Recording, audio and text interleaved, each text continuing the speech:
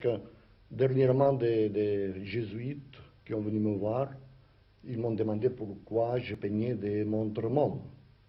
Alors, aussitôt, j'ai répondu que je peignais des montres molles parce que j'étais mystique. Alors, ils m'ont dit, mais quel rapport entre le mysticisme et les montres molles? Et j'ai répondu, parce que les montres molles sont comme du fromage, et surtout comme le camembert quand il est tout à fait à point, c'est-à-dire qu'il a la tendance de commencer à dégouliner. Et alors, mais quel rapport entre le fromage et le mysticisme? Alors Dali a répondu une chose sublime. Il a dit, parce que Jésus, c'est du fromage. Alors là, il y a eu une certaine malaise de la part des jésuites, mais comme que je suis très jésuitique moi-même, je savais déjà que cette chose, c'était Saint Augustin qui l'avait dit avant Dali.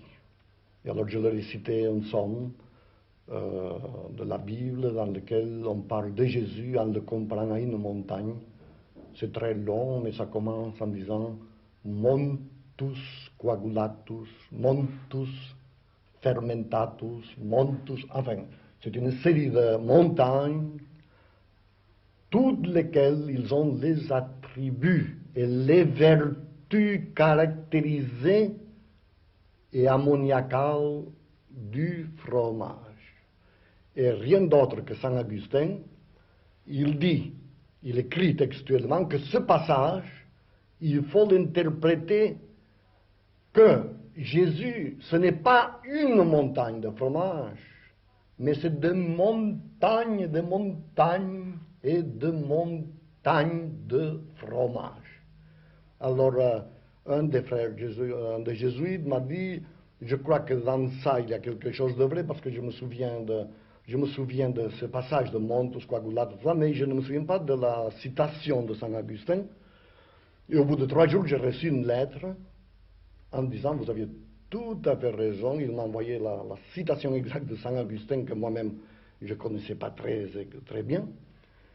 Et naturellement, si ça aurait été Dali tout seul qui aurait dit que Jésus c'était du fromage, ça n'aurait pas marché du tout. Mais si Saint Augustin, alors tout le monde est forcé de dire que quand même c'est pas aussi fou ni aussi paranoïaque que ça. Entre parenthèses, Saint Augustin c'était un grand paranoïaque, comme tous les mystiques, parce qu'ils font valoir.